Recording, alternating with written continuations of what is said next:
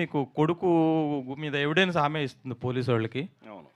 అలాగే ఆమె హాస్పిటల్‌లో కొడుకు ఫినాయిల్ ఏదో తాగి చనిపోతే, "నువ్విట్లా చావకూడదు. నువ్వు బాగా పెయిన్‌తో చావాలని" ఏదో అంటుంది. ఆమె చాలా బాధపడుతుంది. కొడుకు చచ్చిపోవాలనే అనుకుంటుంది ఆమె. మరి అలాంటిది భూమిక ఆమెను బయటకి తీసుకొస్తుంది కొడుకుని. తీసుకొచ్చినప్పుడు కొడుకు ఆమెను చూసి టెంప్ట్ అయినప్పుడు వెంటనే ఆమె ఆ కొడుకుని కాల్చకుండా ఎట్లా కంటిన్యూ చేస్తుందండి ఆమెను? ఆ అబ్బాయిని. సినిమా చూసారు. చూసే అడుగుతున్నానండి అదే ఇవన్నీ. అదే కాదు. ఆ! ఫస్ట్ అంటే తను ఆమెను మొదట కొడుక్కి ఒక దీనిగా నిమిషం చూపించారు. ఆ అదే తర్వాత మళ్ళీ అదే మీకు దీనిగా ఒక చూపించారు. క్లారిటీ క్లియర్‌గా చెప్తాను. తిరిగినే చెప్తాను. డౌట్ అండి ఇది. మీరు ఇంకో భలే వాడు, నెగెటివ్‌గా భలే వాడు. తీసుకోవద్దు. అరే! ఆ! సార్ ఇలా డౌట్లు అంటే అడగాలనే సార్. ఒక్కొక్కళ్ళు ఒక్కొక్క రకంగా అర్థం చేసుకుంటారు సినిమాని సార్ అందుకనే. నేను చాలా సహృదయంతో తీసుకున్నాను మీ కామెంట్. నాకు నచ్చింది కూడా. ఇది చెప్తే కూడా మంచిది కూడా అందరికీ. కేవలం మీకే కాదు. ఈ ఆన్సర్ అందరికీ చెప్తే మంచిది. అంటే ఆవిడ ఒక్కసారి నిర్లక్ష్యం చేసిందండి. సో తను తన కెరీర్ పట్ల తన కాలేజెస్ని పెంచుకోవాలనే దీంట్లో నెగ్లెక్ట్ చేసింది. సో ఆ ప్రాసెస్లోనే దారుణమైన తప్పు చేశాడు. తప్పు చేస్తే చట్టం వాడిని శిక్షించాలనే ప్రాసెస్లో వాడు చట్టాన్ని కూడా తప్పించుకొని చావుతో తప్పించుకోవాలి. చావు అనేది ఈజీ. ఎస్కేప్ అవ్వాలని చూశాడు. అప్పుడు తను అలా ఎస్కేప్ అవ్వలేదు. ఒరే నువ్వు అంత ఈజీగా చావకూడదు. మీ అందరూ అఘాయిత్యం చేసిన ఆ అమ్మాయే పిరికి దానిలా చావలేదురా. ఆ అమ్మాయి ధైర్యంగా ముందుకు వచ్చి మిమ్మల్ని అందరం శిక్షించాలని చూస్తుంటే నువ్వేంట్రా పిరికి నా కొడుకులాగా అంత ఈజీగా చచ్చిపోవాలనుకుంటున్నావు. ఒరే నువ్వు చావాలి రోయ్, కానీ రోజు చావాలి. నువ్వు ప్రతిరోజు చస్తూ బతకాలి అనేలాంటి శిక్ష వేసిందండి. ఆయన చంపేయడం ఆవిడ ఉద్దేశం కాదు. ఆవిడ ఈవెన్ చట్టమైనా సరే, ఆవిడైనా సరే, మదరగా ఆవిడైనా సరే చంపితే పరిష్కారం కాదు సార్. ఈ తన కొడుకైన వాడికి కానీ ఇలాంటి కుర్రాళ్ళకి కానీ చంపితేనే పరిష్కారం కాదు. ఈ తప్పుని రూటెడ్ లెవెల్లో తుంచగలగాలి. బీయింగ్ ఎన్ ఎడ్యుకేషనలిస్ట్, ఒక కాలేజీకి ప్రిన్సిపల్ ఆవిడది అంత దార్శనికత ఉందా దృక్పథం అండి ఆవిడ. అందుకని వాడికి రెండో ఛాన్స్ ఇవ్వాలని చెప్పి ముందు శిక్ష ఏం చేసింది, కరెక్ట్గా శిక్ష పడ్డది, అయిపోయింది. కానీ అక్కడ జరగాల్సిన కరెక్షన్ జరగట్లేదు. ఎక్కడ జరగాలి కరెక్షను? జైల్లో జరగట్లేదు. వాడు ఎగ్జామే రాయట్లేదు. అదేంటి ఆడు ఇంకా చదువుకునే వయసులో ఉన్నాడు, కానీ ఎగ్జామ్ రాయకుండా ఆడేంటి భయపడింది. అరే ఒకప్పుడు నిర్లక్ష్యం చేశాను, ఇప్పుడు నిర్లక్ష్యం చేయకూడదు అని ఆయన బయట తీసుకొచ్చి వాడి చేత చదివించాలనుకుంది, వాడి చేత ఎగ్జామ్ రాయించాలనుకుంది. ఆ ప్రాసెస్లో వాడు డ్రగ్స్కి అడిక్ట్ అయ్యి జైల్లో ఏం జరిగిందో ఇప్పుడు తెలిసింది. వాడు జైల్లోనే మొదలెట్టాడు. ఈ కోణంతో ఏ తల్లి కూడా కలలో కూడా ఊహించలేనంత పెద్ద తప్పు చేశాడు. అంతకుముందు చేసింది అదే పెద్ద తప్పు అనుకుంటే దాన్ని మించిన పెద్ద తప్పు చేశాడు. దాంతో డైజెస్ట్ చేసుకోలేకపోయింది. అంతటా ఆవిడ కూడా గివప్ చేసేసిద్దండి. అంటే కొడుకు నాకు అప్పుడైతే రివాల్వర్ అయితే కింద పడిపోయింది. అంటే ఎనీ ఒక విచక్షణ ఉన్న వాళ్ళు ఏం చేస్తామండి, అలాంటి మూమెంట్లో చంపుతాం, చేస్తాం, రెండే కదా. ఇమీడియట్గా ఆయన చంపాలి, మనం చావాలి. ఇది అలాంటి ఒక చర్య చేసాడు కొడుకు. ఇన్స్టెంట్గా అయితే ఆవిడ అదే చేసింది. ఇన్స్టెంట్గా ఆ రివాల్వర్ అయితే అవతల బాల్కనీ నుంచి కింద పడిపోయింది. అప్పుడు ఉంటే చంపేసిద్దామో మీరు అన్నట్టు.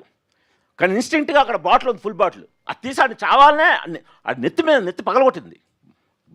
హెడ్ కూడా చీలిపోయింది. తను కూడా చావాలనుకుంది. ఆ ఇన్స్టింక్ట్, హ్యూమన్ ఇన్స్టింక్ట్ దీంట్లో అక్కడ ఒక ఫుల్ బాటిల్ కనిపించింది. దాన్ని పట్టుకొని విషయంలాగా దాన్నే భావించి గట్టగట్ట తాగేసింది. వాడు చావలేదు, తనకే చావలేదు. అప్పుడు నెమ్మదిగా తనకి అంటే చంపడం ఎంత నేరం, చచ్చిపోవాలనుకోవడం కూడా అంతకంటే నేరం. అప్పుడు ఒక ఎడ్యుకేషనిస్ట్గా తనకు కాన్షియస్ వర్క్ చేస్తుంది. అప్పుడు వెంటనే ఇన్స్టెంట్గా చచ్చిపోలేదు కదా, తర్వాత చచ్చిపోవచ్చు కదా అనుకుంటే తర్వాత విచక్షణలోకి వస్తాం. వచ్చి వాడిని బాగుపరచాలనుకున్నది ఇంక తన వల్ల కాలేదు, గివప్ చేసింది. తను చావాలనుకోవడం కరెక్ట్ కాదు అని చావుని ఇండైరెక్ట్గా కొని తెచ్చుకుంటూ అలా వదిలేసింది. ఇది కొడుకులోని మార్పుకి ఇది ట్రిగ్గర్ పాయింట్ అయింది. వాడు ఎన్నాళ్ళు తను చేసిన తప్పు, తన తాలూకు వ్యవహారం ఎలా ఉందో ఇప్పుడు అమ్మను చూస్తాడు భయం వేస్తుంది. అమ్మ ఎంతైనా వాడు బాగా పెరిగిన కుర్రాడు, మదర్ తాగుతుంటే మదర్ ఆ తాగి రోడ్డు మీద పడిపోతుంటే వాడు కాన్షియస్గా ఉండాల్సి వస్తుంది. వాడు దానికోసం మానేలేదు, కాన్షియస్గా ఉండాల్సి వస్తుంది. ఎందుకంటే తల్లిని సింగిల్ పేరెంట్, తల్లిని తీసుకెళ్ళి ఇంట్లో చేర్చాల్సి వస్తుంది. ఈ ప్రాసెస్లో ఈ వాళ్ళలోని ఒక ఈ గొడవ వదిలిపోద్ది. ఆవిడకి ఏదో ఎగ్జామ్ కదా రాయాలనుకుంటుంది, అలా అని చెప్పి రాయాలనుకుంది. ఆవిడ కండిషన్ కూడా అది. ఆ కండిషన్ ప్రకారం వాడు చదువుతున్నాడు. వాడు చదవడం కావాలి, వాడికి ఇంకొక లైఫ్ అవ్వడం కావాలి. వాడికి ఇంకొక లైఫ్ అవ్వడం కోసం మొదటాడికి లైఫ్ వేయించిన తల్లి ఎంతవరకైనా వెళ్తుంది. అలా అంతవరకు వెళ్ళింది. అంతవరకు వెళ్ళి వాడికి ఓ బ్రహ్మాండమైన ఇంకో జీవితాన్ని ప్రసాదించిందండి. ఇది సార్ గుణశేఖర్ గారు, సార్ ఈ సినిమా ఈ సబ్జెక్ట్ యాక్చువల్లీ చెప్పాలంటే ఇది లోకల్ సబ్జెక్ట్ కాదు సార్, మొత్తం దేశవ్యాప్తంగా ఉన్నట్టు, అంటే మీకు తెలిసిన సబ్జెక్ట్. అంటే దీన్ని ఎంత బాగా చూపించాలో అంత బాగా చూపించారు మీరు. యాక్చువల్లీ చెప్పాలంటే ఇప్పుడు దురంధర 2 ఎంత దాదాపు నాకు తెలిసి 2000 కోట్లకు దాకా రీచ్ అవుతున్న సందర్భంలో సారా అర్జున్ పాత్ర కూడా దీంట్లో ఉంది. అలాంటి టైంలో ఇప్పుడు ఈ సబ్జెక్ట్ని మీరు ఇతర లాంగ్వేజ్లో ఎందుకు రిలీజ్ చేయలేకపోయారు సార్? ఆమెకున్న క్రేజీ కానీ ఈ సబ్జెక్టు అంతా ఇన్ఫ్యాక్ట్ చూస్తుంది కదా, అది చేసుంటే బాగుండేదేమో కదా సార్, హిందీ ఇట్లా మిగతా లాంగ్వేజెస్. అది అంటే మనం ఫస్ట్ ఆఫ్ ఆల్ నేనైతే ఒక దర్శకుడిగా, ఒక కథకుడిగా ఇది దురంధర్ రేంజ్ సక్సెస్ అవుద్ది అనుకున్నాను. మా ఇంట్లో వాళ్ళకు కూడా అదే చెప్పాను. మా ఇంట్లో వాళ్ళకు కూడా నేను ఆడియన్స్ మీద పెట్టుకున్న నమ్మకంతో ఇది చాలా పెద్ద హిట్, కమర్షియల్ హిట్ అవుద్దనే తీశాను. ఎందుకంటే అబోవ్ ఆల్ నాగేంద్ర కుమార్ గారికి, ప్రభు గారికి వీళ్ళకి తెలుసు నేను అబోవ్ ఆల్ కమర్షియల్ డైరెక్టర్ని. నేను పూర్తిగా ఆఫ్ బీట్లో తీసే డైరెక్టర్ని కాదు. సో అందుకని ఆ కమర్షియల్ మేటర్ని మెయింటైన్ చేస్తూ ఇది కమర్షియల్గా పెద్ద సక్సెస్ అవుద్దనే ఆదరిస్తారనే నేను తీశానండి. సో మీరు అన్నట్టు ఇది నేషనల్ సబ్జెక్ట్ కాదండి, ఇంటర్నేషనల్ సబ్జెక్టు. ఇది మీరు ఈ మధ్య నెట్ఫ్లిక్స్లో పాపులర్ అయిన అడాలసెన్స్ అనే సిరీస్ వచ్చింది. మన సినిమా తీస్తున్నాం అప్పటికి. మన సినిమా మొదలెట్టిన తర్వాత వచ్చింది అడాలసెన్స్ అనే సిరీస్, అడాలసెన్స్ ఏజ్ మీద. మరి అదే మన subject. Sensation, world wide sensation create చేసింది అది. సో అలా నమ్మాను నేను. ఇప్పుడు సారా అర్జున్కి దురంధర్ తర్వాత వచ్చిందని అంటే మనం ముందే సైన్ చేసాం కదా.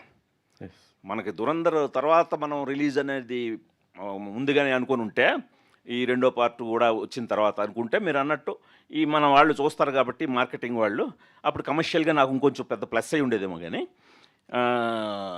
అది అందుకని ఇచ్చేసుకోలేదు. ఇప్పుడైతే మనం యాసిడ్గా తమిళ్, హిందీ ఉందండి. ఇప్పుడు ఓటీటీలో నెక్స్ట్ వేరే ప్లాట్ఫామ్లో మీకు తమిళ్లోను, హిందీలోను ఇది వైడర్ ఆడియన్స్కి మాత్రం రీచ్ అయ్యే ఏర్పాటు ఆల్రెడీ జరిగిందండి. అంటే సేమ్ డేట్ కాదండి, కాదు. ముందు ఓన్లీ ఈటీవీ విన్లో అండి ఇప్పుడు చూసేది. విఘ్నేష్ అంటే ఫస్ట్ ఇనీషియల్గా ప్రమోషన్ స్టార్ట్ చేసినప్పుడు రిలీజ్ ముందు మీ పర్ఫార్మెన్స్ గురించి ఎవరు అంతగా ఎక్స్పీరియన్స్ చేయలేదు, అంటే తెలియదు కాబట్టి. So when people watch the film, me performance చూసిన తర్వాత కానీ అప్రిషియేషన్ అంతా మీ వైపు తిరిగింది. ఐదర్ భూమిక గారు ఉన్నా కూడా, సారా అర్జున్ గారు ఉన్నా కూడా, మీరు చూపించిన ఎమోషన్స్ కానీ, మీరు చూపించిన మీ క్యారెక్టర్ ఆర్క్ కానీ చాలా డిఫరెంట్గా ఉంది. ఎస్పెషల్లీ క్లైమాక్స్లో అయితే మీరు కంటతడి పెట్టుకుంటుంటే, ఏడుస్తుంటే థియేటర్ మొత్తం ఏడ్చింది. I witness that in premieres and మళ్ళీ ఇంకోసారి షోకి వెళ్ళాను, అప్పుడు కూడా సేమ్ జరిగింది. So how was that response, ఎలా అనిపించింది మీకు theatre? First of all thank you, very sweet of you. Maybe నేను అనుకోవడం కొంచెం, యాక్చువల్లీ సార్ కథ చెప్పినప్పుడు చాలా స్కోప్ ఉంది కదా యాక్టింగ్ చేయడానికి. 2 డిఫరెంట్ ఏజ్ గ్రూప్స్, ఒక ఆర్క్, అది మొత్తం చూపించడానికి స్కోప్ ఎక్కువ ఉంది. సో సమ్వేర్ కథతో అంతా కనెక్ట్ అయ్యాను కాబట్టి పర్ఫార్మెన్స్లో ట్రాన్స్లేట్ అయింది అనుకుంటున్నాను. అండ్ యా, అప్రిసియేషన్ వచ్చినప్పుడు very happy, just like any one else అంతే. అంటే రిలీజ్ ముందు నేను ఎవరికి కూడా తెలియదు కదా, సో ఏం చెప్తారు, లైక్ నాకు అది తెలుసు, like there won't be any attention on me or anything, there is no reason for that. చూసినాక నిజంగా యాక్టింగ్ నచ్చి మెచ్చుకుంటున్నారంటే very happy. Yeah, especially in climax, what was the input given by Gunasekhar garu for you and Sara Arjun garu on the set? ఆ రోజు దాని ముందు రోజు మొత్తం ఒకసారి ఇంజెక్ట్ చేసి నాకు కథ ఇక్కడ దాకా వచ్చాము. అండ్ నాకు చాలా హెల్ప్ అయింది ఏంటంటే లీనియర్గా షూట్ చేసాం మేము స్టోరీని. సో యాక్చువల్లీ అదంతా నేను యాజ్ విఘ్నేష్ కూడా అదంతా ఎక్స్పీరియన్స్ అయింది నాకు all those shoot days. So ఒక్కసారి లాస్ట్లో అలా ఒక సీన్ పడుతుంది కాన్ఫ్రంటేషన్ అంటే నాకు ఆ ఎక్స్పీరియన్సెస్ ఉన్నాయి లోపలంతా. సో అది చూపించుకోవడానికి మెయిన్లీ లీనియర్ షూట్ చేయడము, సార్ నాకు ప్రాపర్గా ఎక్కించడం 2 హెల్ప్ అయినాయి బాగా. గుణశేఖర్ సార్, సార్ అంటే చాలామంది అన్నారు కానీ ప్రైజ్ చేశారు. ఇప్పుడు ఓటీటీకి వచ్చిన తర్వాత ఇంకా ప్రైజ్ పెరుగుతుంది కానీ మీరు చేసిన కొన్ని సీన్స్ లైక్ పోక్సో కేస్ పడిన తర్వాత ఏవైతే సీన్స్ రీక్రియేషన్ కానీ ఏవైతే సీన్స్ మెడికల్గా కానీ మిగతావి కానీ ఏదైతే చూపించారో మ్యాక్స్ అవి చూస్తేనే అలాంటి జరగడానికి చాలా తక్కువ స్కోప్ ఉంటుంది.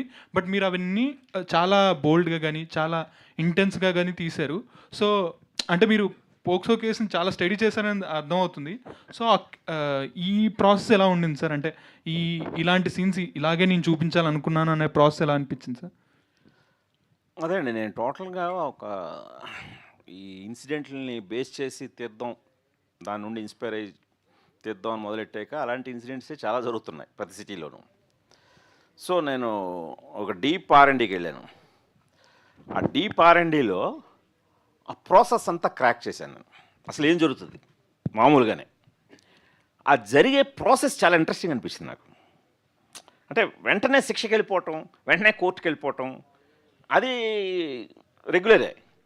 దానికంటే బాబాయ్ ఏంటి స్టెప్ బై స్టెప్ వీళ్ళకి ఈ టెస్ట్లు కానీ ఇవన్నీ వాళ్ళు ఫేస్ చేయాలా, ఇది రేపుని మించి ఉంది కదా, అంత ఏదో లేదు అనేది నాకు చాలా నచ్చింది సార్. అదంతా చాలా ఎంజాయ్ చేస్తూ తీసేశారు. ఆ ప్రాసెస్ అంతా బాగా బ్యాంక్ చేసుకున్నాను. అంటే ఈ డీటెయిలింగ్ ఎప్పుడూ ఆడియన్స్ మనం కరెక్ట్గా పట్టాలే కానీ ఆ డీటెయిల్స్ కరెక్ట్గా హుక్ అయితేనండి. ఈ రోజున మీరు అన్నట్టే కొంతమంది టీనేజ్ కుర్రాళ్ళు మళ్ళీ రేప్ అనే మాట ఎత్తాలంటే భయపడేలాగా ఉందండి టీనేజర్స్ అనేలాగా ఉంది సార్ ఎపిసోడ్ అని అన్నారు. అంటే రీజన్ ఏంటంటే ఇది స్టెప్ బై స్టెప్ నేను ఆ డీటెయిల్స్ని చూపించడం ఉన్నాయి. ఆ చిన్న చిన్న డీటెయిల్స్ కూడా ఏది వదలలేదు. ఇంకా నేను లెంగ్త్ కొద్దిగా సెన్సార్ కట్స్ ఇంకా కొద్దిగా తగ్గించాను తప్పితే ఇంకా మీరు చూస్తే థియేటర్లో భయం వేస్తుంది. ఎందుకంటే ఇంటర్వెల్కి బయటకు వచ్చిన వాళ్ళు ఇదే పాయింట్ మాట్లాడుకున్నారు. అంటే ఇది చూస్తే చాలు చాలా మంది అక్కడ శిక్షలే తగ్గుతాయి, ఆ క్రైమ్స్ తగ్గుతాయని మాట్లాడుకోవడం విన్నాను. యూట్యూబ్లో మీ బోటు ఒక కామెంట్ పెట్టండి, గవర్నమెంట్ ఈ సినిమాని కొనేసి మొత్తం భారతదేశాన్ని చూపించాలని. అది మంచిదే కదా బాబు అనుకున్నా. గవర్నమెంట్ వరకు ఎందుకు, ముందు మీరు చూడండి చాలు. గుణశేఖర్ గారు, ఈ సినిమాలో కోట్లన్నీ చాలా రియలిస్టిక్గా ఉన్నాయి. ఆ తర్వాతలా గౌతమ్ వాసుదేవ్ మెనన్ క్యారెక్టర్ చాలా అంటే ఒక కమర్షియల్ హీరో చేసుంటే రీచ్ ఎక్కువ ఉండేదేమో అనిపించింది నాకు థియేటర్లో చూసినప్పుడు. సో దాని మీద మీ కామెంట్స్ ఏంటి? అండ్ ఇప్పుడు ఓటీటీలోకి వచ్చినాక నాకు తెలిసి ఆయన చేసే సీన్స్ మీద వచ్చే కంటెంట్ ఎక్కువ ఉంటుంది ఇప్పుడు సోషల్ మీడియాలో. I hope and I thought అదండి. అంటే నేను ఇందాక చెప్పినట్టు నేను ఒక కథని చాలా జనరంజకంగా ఆల్ ఆడియన్స్కి, ఇప్పుడు నా పెద్ద హిట్లు చూస్తే చూడాలనుంది కానీ ఒక్కడు కానీ ఇవన్నీ మీకు ఏ సెంటర్లో ఎంత పెద్ద హిట్టో సి సెంటర్లో కూడా అంతే పెద్ద హిట్.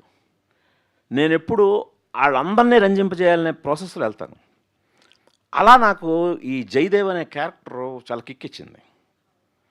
డెఫినెట్గా ఈ జయదేవ్ క్యారెక్టర్ ఒక స్టార్ వేస్తే బాగుంటుంది అని నిజంగానే కరెక్ట్గా మీరు కూడా వెంకట్ శ్రీకర్ కూడా అడిగారు ఇదివరకు ఒక ఇంటర్వ్యూలో. సరే చూస్తుంటే క్యారెక్టర్ భలే ఉంది, ఒక హీరో లాగా ఉంది, మీరు గౌతమ్ మీనన్ అంత లవ్ చేసేసి అసలు అతను ఏదో ఒక స్టార్ హీరోలో చూపించారేంటి సార్ అంటే దానికి దీనికి అదే సమాధానం. నేను స్టార్ హీరోని అనుకునే రాశాను ఉంటే బాగుంటుందని. కాకపోతే కొన్ని కారణాల వల్ల నేను ఒక 2-3 నెలలు వెయిట్ చేశాను. అది డేట్స్ వర్క్ అవ్వలేదు. సో అందువల్ల నేను ఓకే ముందు పాత్రగా వెళ్దాం అని చెప్పి గౌతమ్ మీనన్ని తీసుకోవడం జరిగింది. తర్వాత సినిమాలో సినిమా చూసినాక నాకు కొద్ది రోజులు నిద్ర పట్టలేదు సార్. తర్వాత ఎప్పుడైతే సారా అర్జున్ లాస్ట్ క్లైమాక్స్ పార్ట్ వరకు వచ్చిందో సో అది ఎవరు ఎక్స్పెక్ట్ కూడా చేయరు. సో అంత మంచిగా పెర్ఫార్మెన్స్ చేయించి అంత బాగా చేయించిన తర్వాత థియేటర్స్కి ఆడియన్స్ రాకపోయేసరికి కొంచెం డిసప్పాయింట్మెంట్ ఉంటుంది మీకు. అంటే అవార్డులు ఎన్ని వచ్చినా ఆడియన్స్ వచ్చి అప్రిషియేట్ చేస్తే వచ్చే అప్లాజ్ ఎక్కువ సాటిస్ఫాక్షన్ ఇస్తుంది మీలాంటి ఫిలిం మేకర్స్కి. సో దాని మీద ఒపీనియన్ ఏంటి? అండ్ ఇప్పుడు ఈటీవీ విన్లో వచ్చే రెస్పాన్స్ చూసి దానికి ఇంకా ఎక్కువ నేను మీరు అన్నట్టు డిసప్పాయింట్ అయ్యేవాడినేమో నేను. కానీ మా ఇంట్లో నా మిసెస్ రాగిణి కానీ, నీలిమ కానీ, యుక్త కానీ, వాళ్ళు ముందు మనం ఎఫర్ట్లో ఎక్కడా లోపం లేకుండా నిజాయితీగా తీసాం. చూసిన ప్రతి ఒక్కళ్ళు దీన్నే ఆ రేంజ్లో పొగుడుతున్నారు. ఇది నీడ్ ఆఫ్ ది అవర్, ఈ సినిమా ఇంకా పెద్ద హిట్ అవ్వాలి, ఇంకా పెద్ద హిట్ అవ్వాలి, ఇది ఎక్కడికో రీచ్ అవ్వాలి, మీరు ఒక అద్భుతమైన సినిమా తీశారు, ఒక హ్యాపెనింగ్ సినిమా తీశారు అని వాళ్ళకి ఇండివిజువల్గా వస్తున్న కమెంట్స్ కానీ, ఇటు మీ బోట్ వాళ్ళు చెప్తున్న కమెంట్స్ కానీ, ఇవి కలెక్షన్ రూపంలో కనబడిపోయేసరికి మేము ఇంట్లో మాట్లాడుకునేవాళ్ళం. నేను ఇప్పుడు వీళ్ళ సపోర్ట్ లేకపోతే నేను చాలా డిసప్పాయింట్ అయ్యి చాలా ఒక రకమైన విరక్తితోటి ఇంక ఎలాంటి సినిమాలు తేదేయాలరా బాబు అనేలా జోన్లోకి వెళ్ళిపోయి ఉండేవాడేమో. నేను అలా వెళ్లకుండా లేదు, ఈ సినిమా ఇప్పుడు నేను కొన్ని సినిమాలు గతంలో తీశాను, డిసప్పాయింట్ చేశాను, వాటిని మేము వదిలేసాం రెండో రోజే, అంతే కదా. ఇప్పుడు మాది అంతకుముందు సినిమాయే, మేము ఫ్యామిలీతోటి ఇన్వాల్వ్ అయిన సినిమానే ఒకటి ఆడలేదు, రెండో రోజే దాన్ని వదిలేసాం. మేము చాలా రియాలిటీకి వచ్చాం. ఓకే, ఇది పూర్తిగా ఇగ్నోర్ చేశారు ఆడియన్స్, మనం దాన్ని యాక్సెప్ట్ చేయాలి అని అంతే గౌరవప్రదంగా మేము కూడా దాన్ని యాక్సెప్ట్ చేసి నోరు తెరవలేదు నెక్స్ట్ డే నుంచే. Okay sir. బట్ ఈ సినిమాకి అలా కాదు, ఇది మీ బోటోళ్ళకి నచ్చుతుంది. అంటే ఇప్పుడు నచ్చిన వాళ్ళు 99.9% ఉన్నారు. ఆ శాతం మాకు బలాన్ని ఇచ్చింది. ఓకే, ఇప్పుడు ఈ శాతాన్ని ఇప్పుడు అందరూ ఓటీటీ అంటున్నారు కదా, ఓటీటీలో రాని. ఇప్పుడైతే ఖచ్చితంగా ఇప్పుడు నితిన్ గారు అన్నట్టు ఓటీటీలో ఇది సెన్సేషన్ క్రియేట్ చేయబోతుందండి, ఆ నమ్మకంతో అయితే ఉన్నాం. గుణశేఖర్ గారు సార్ సార్ మీరు ఎప్పుడు హర్రర్ సినిమా చేయలేదు కానీ ఈ సినిమాతో భయపెట్టారు సార్. కరెక్ట్ చెప్పారు. ఎందుకంటే అంటే మీరు చేసిన ఫిక్షనల్ క్యారెక్టర్స్ మీరు టెక్నికల్గా చాలా పాత్ బ్రేకింగ్ మూవీస్ మాకు ప్రజెంట్ చేశారు. కానీ ఇక్కడ మీరు చర్చించిన ఒక రియలిస్టిక్ అప్రోచ్ కానీ, అంటే జనరేషన్స్ ఎలా లాస్ అయిపోతున్నాయి అనేది చాలా బ్రూటల్గా చెప్పారు. సో ఈ వర్షన్లోకి గుణశేఖర్ రావడానికి చాలా టైం పట్టి ఉంటుంది కదా. ఈ ట్రాన్స్ఫర్మేషన్ గురించి ఒకసారి గుర్తు చేసుకుంటూ, ఇలాంటి కథలు ఏమైనా ఉన్నాయా ఇంకా? అదే అండి, ఇప్పుడు యాజ్గా అయితే నేను చెప్తున్నాను కదా, నేను మొదటి నుంచి కూడా బాగా ఎక్కువ న్యూస్ ఎక్కువ ఫాలో అవుతుంటానండి. నేను బుక్స్ ఎలా చదువుతుంటానో న్యూస్ బాగా చదువుతుంటాను. సో నేను ఎక్కువగా ప్రతి కథ నాకు జనంలోంచి న్యూస్లోంచి వచ్చిందేనండి. మీకు ప్రతి క్యారెక్టరో ఏదో ఒకటో మీకు ఈవెన్ ఒక్కళ్ళలో కూడా మీకు విలన్ ఓబుల్ రెడ్డి క్యారెక్టర్ అయితే ఆ బ్యాక్డ్రాప్ మొత్తం ఆల్రెడీ అందరికీ తెలిసిందే. ఇప్పుడు ఈవెన్ మహేష్ బాబు అజయ్ క్యారెక్టర్ కూడా నాకు పుల్లెల గోపీచంద్ అప్పట్లో వాళ్ళ ఫాదర్తో ఆర్గ్యూ చేసిన ఒక చిన్న డిస్కషన్ బేస్ చేయడం, ఇలాగ నేను ఎప్పుడు కూడా అలా వెళ్తానండి. అలా వెళ్ళే ప్రాసెస్లో ఇప్పుడు ఇందాక అంటే జరిగిన ఇన్సిడెంట్లు కదా, మనం ఏ ఇన్సిడెంట్ని అయితే టేకప్ చేసాం. ఇప్పుడు మనోహరంలో కూడా వలస బాంబ్ బ్లాస్ట్లో ఇప్పుడు జరిగిన టైంలో ఇన్స్పైర్ చేసిన కథ అది. సో ఇప్పుడు ఈ కథలోనే ఇందాక నేను చెప్పినట్టు ఆ డీటెయిల్స్లోకి వెళ్తుంటే నాకే భయం వేసింది. అంటే ముందు ఒక కథకుడుగా నేను భయపడ్డాను, అమ్మాయి ఏంటి ఈ ప్రాసెస్ అంతా జరగాలని. ఓకే, అయితే ఆ ప్రాసెస్ ఏంటి రాద్దాం అని చెప్పి ప్రాసెస్ రాస్తుంటే ఇంకా చాలా ఇంట్రెస్టింగ్ అనిపించింది. అందుకని అది ఉన్నట్టు నేనే నిర్మాత అవడం ఇక్కడ అడ్వాంటేజ్. ఇప్పుడు వేరే నిర్మాత అయితే కొన్నిసార్లు ఇంత అవసరమా, ఇంత డీటెయిలింగ్, అలాగే ఇంత లెంగ్త్ ఏంటి సార్, అవి మీకు ఆ బిర్యానీ సీన్ కానీ, ఆ సీన్ రీకన్స్ట్రక్షన్ కానీ, ఆ పోటెన్సీ టెస్ట్ ఇవన్నీ చాలా లెంగ్త్లో ఉంటాయండి. సో బట్ అంత డీటెయిల్గా వెళ్ళిపోయాను నేను బ్యాంక్ చేసుకొని. సో అంటే నన్ను ఇన్సిడెంట్లు అలా తీయించాయి. సో మీరు అన్నట్టు ఇది చాలామంది అదే ఒక భయపడుతూ చూసామండి ఈ సినిమాని అని అన్నారు. ఇంకా నెక్స్ట్ ఇలాంటి కథలు ఉన్నాయంటే ఇప్పుడు ఇంకో కథ ఒకటి అనుకున్నానండి, అది తీయాలంటే నాకే భయంగా ఉంది, కొద్దిగా బ్రేక్ తీసుకొని తీద్దామని చూస్తున్నాను. లేదు సార్, మీరు చెప్పినట్టు అడల్సెన్స్ అనే ఒక ప్రపంచాన్ని ఊపేసిన నెట్ఫ్లిక్స్లో చూసాం కదా. అది చూసినప్పుడు ఆ ఇంపాక్ట్ ఎలా ఉందో యుఫోరియా చూసినప్పుడు కూడా సేమ్ ఇంపాక్ట్ సార్. అంటే సమాజంని ఒక అర్థం మిర్రర్ ఎఫెక్ట్ ఇచ్చారు సమాజానికి. కరెక్ట్. సో ఇఫోరియా అనేది అండ్ గవర్నమెంట్ అవార్డ్స్తో పాటు ఇప్పుడు రేపు ఓటీటీలో రిలీజ్ అయిన తర్వాత కూడా అంటే మోస్ట్ ఆఫ్ ద ఆడియన్స్కి ఇది రీచ్ అయితే దీని పర్పస్ సాల్వ్ అవుతుంది అనిపిస్తుంది. అయ్యే తీరాలండి. నేను దానికోసం ఎదురు చూస్తున్నాను. అందుకని ఖచ్చితంగా నాకు ఇంటిల్లిపాది ఇది చూసి ఇది euphoria the best film ETV విన్లో చూసాం మేము అని ఇప్పుడు రేపటి నుంచి దీనికోసం ఎదురు చూస్తున్నాను సార్ నేను. సార్ అంటే థియేటర్కల్గా ఎక్స్పీరియన్స్ చేశారు, ఓటీటీ రేపు నుంచి చూడబోతున్నారు. ఈ చేంజెస్ ఏమైనా ఉంటున్నాయా? లెంత్ కావచ్చు, సీన్స్ వారీగా ఏమైనా చేంజెస్ ఏమైనా చేశారు? సేమ్ యాజ్ ఇట్ ఈస్గా ఏం చేయలేదు సార్. ఏదో ఒకటి 2 షాట్లు కొంచెం అంటే మనకి మన ఈనాడు సంస్థలకి సెల్ఫ్ సెన్సారింగ్ ఉంటుంది. వాళ్ళకి వేరే ఎవరో చెప్పవలసిన లేదు. వాళ్ళకు కొన్ని నియమాలు ఉంటాయి. ఆ నియమాలను అనుసరించి 1-2 షాట్లని కొంచెం అడ్జస్ట్ చేయడం. ఎందుకంటే ఎంతైనా సరే ఇది డైనింగ్ టేబుల్ మీద కూర్చొని ఇంటిల్లపాది మనం ఎంత బోల్డ్గా తీస్తున్నా సరే అది కంటెంట్లో బోల్డ్నెస్ ఉండాలి తప్పితే విజువల్గా అవసరం లేని 1-2 చోట్ల సందర్భాల్లో అనిపించినవి వాళ్ళ సెల్ఫ్ సెన్సారింగ్లో 1-2 తీయడం జరిగింది. అంటే అదేమి మీరు గమనించరు కూడా, మీరు నోటీస్ చేయరు. సరే, మీ సినిమాలు చాలామంది నిర్మాతలకి కనకవర్షం కురిపించాయి, వాళ్ళని ఇండస్ట్రీలో ఒక ఉన్నత స్థానంలో నిలబెట్టాయి. మీ కుటుంబం అంతా కలిసి సినిమా మీద ఉన్న ఒక ప్రేమతో మంచి సినిమాలు, కథాబలం ఉన్నటువంటి సినిమాలు ప్రేక్షకులకి, మనుషులకు కాదు మనసులకు హత్తుకునే సినిమాలు ఇవ్వాలని మీ ప్రయత్నం. కానీ ఎక్కడ కమర్షియల్గా ఆలోచించట్లేదు, మంచి కథలు ఇద్దాం అంటున్నారు. కానీ ఫ్యామిలీ పరంగా చూస్తే ఆర్థికంగా కాస్త వెనుకబడినట్టుగా అందరూ మిమ్మల్ని భావిస్తుంటారు.